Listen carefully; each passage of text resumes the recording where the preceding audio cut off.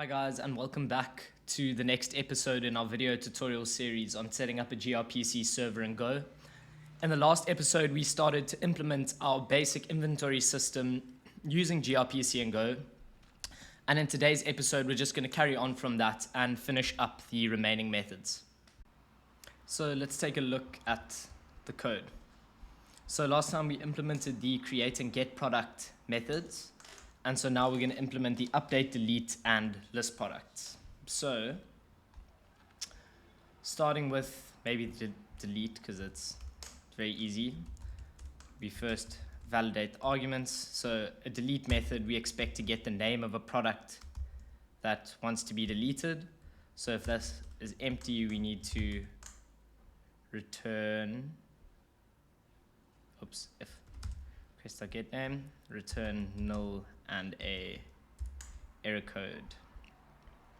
Otherwise, we can simply call the delete method and give it the name of the product that's wanting to be deleted, which corresponds with the document name. And here we'll say it's not equal null.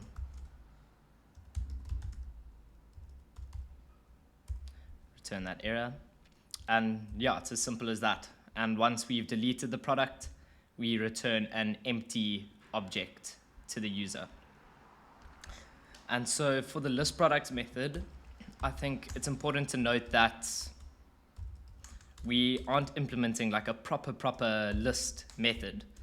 So I'm just going to leave it to do here and say implement proper list method.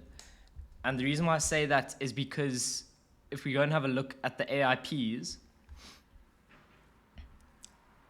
a list method has a little bit more complexity to it, where there's this concept of page size and page token, where you implement some sort of pagination with your list method. So it's, if we were to imagine a scenario where we have 100 products, you would say, cool, I only want 10 products.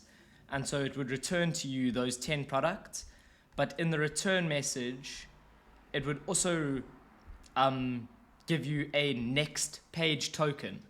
And what you can then do is use that next page token to get the next 10 products from that point in time after the 10 that you previously got.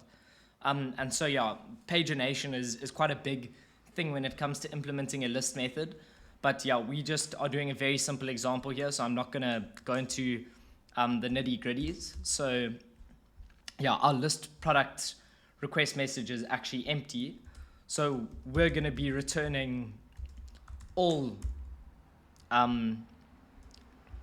say here, products, snapshots, and we're going to be returning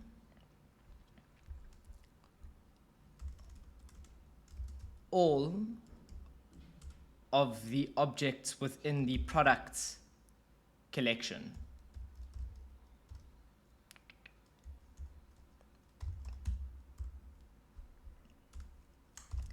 And if error, we want to return that. And so this is going to return snapshots of every single document that is contained within the products collection. And then what we're going to want to do is loop through the snapshots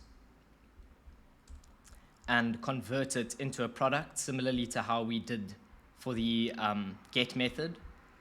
And we're going to want to append that to a list of products, just like that. And in the return, we provide the products that have been listed. Cool, and that's the list method. And so finally, we want to implement the update product method. And so first we want to validate our arguments. So when updating a product, we expect to have some sort of product given as input. And using this product, we want to retrieve a product from our database. And so if there's an error retrieving this product, we would want to propagate that back to the user. Otherwise, we're now going to take this product that we've just gotten and we're going to update it according to the product that's been given in our request message. And so if we just take a look here at the request that's sent, we receive a product, which is the updated product, but we also receive an update mask. And basically what an update mask is a field that describes to us which of the fields of a product that we want to actually update. So for example, you might want to update the price, or you might want to update the quantity of a certain product available, but you don't want to update everything about that product. And so this allows us to have more finely grained control over what we update. And so yeah, in order to implement that update, we're going to use a Go package called fmutils, which is short for field mask utils. And in particular, we're going to be using the prune method. So wait, let me first show you guys. So yeah, this is the fmutils Go package. And so we're going to be importing this. Copy there. And at the top here, we are going to say fmutils and run a go mod tidy to install that.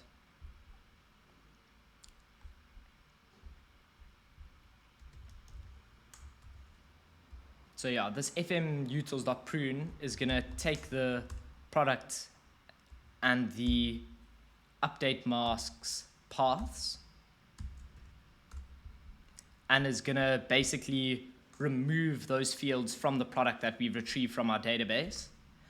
And what we're then going to do is make use of a Go package called mergo, or like merge go.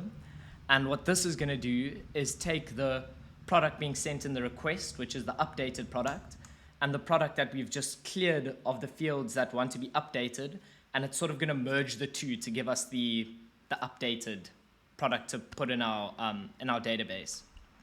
And so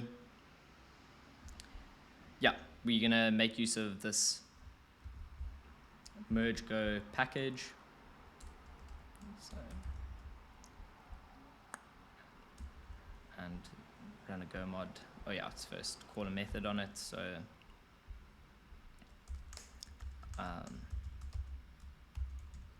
mergo.merge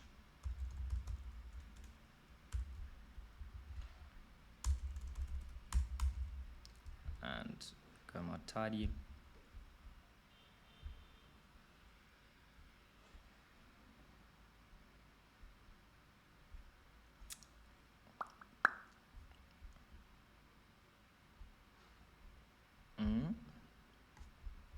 What's the problem here?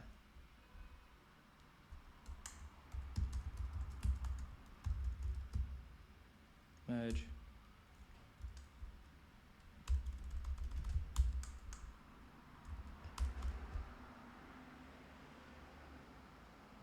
Oopsie, too many things. So this only outputs an error. So if error is not equal null, propagate this back to the user. Otherwise, we're going to use the firestore set method. And what this does is either creates a new document if it doesn't exist, or overrides an existing document if it does exist. And propagate that back to the user. And yeah, that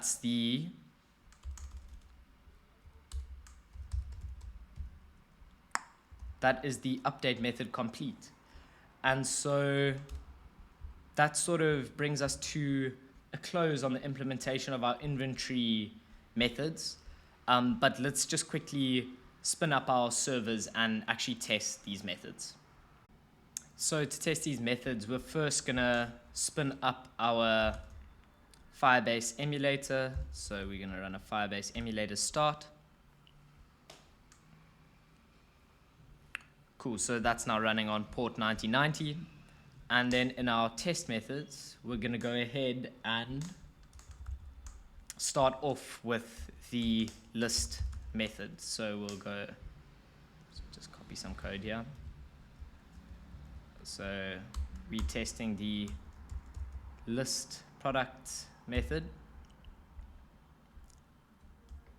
And so we'll give to that a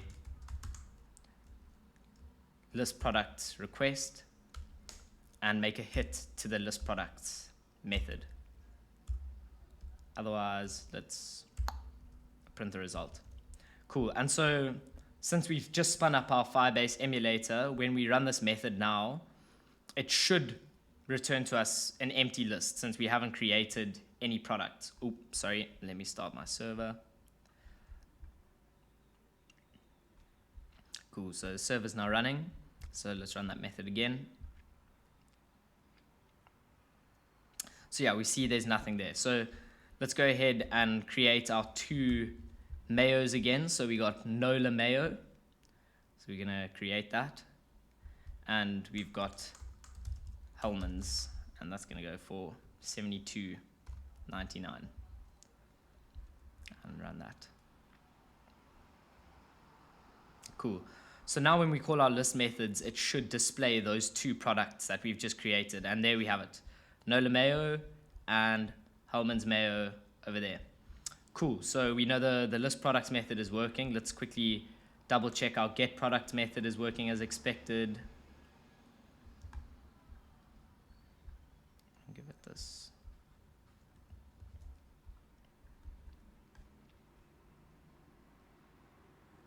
Cool, so we got the Hellman's mayo back, so let's now test our delete method.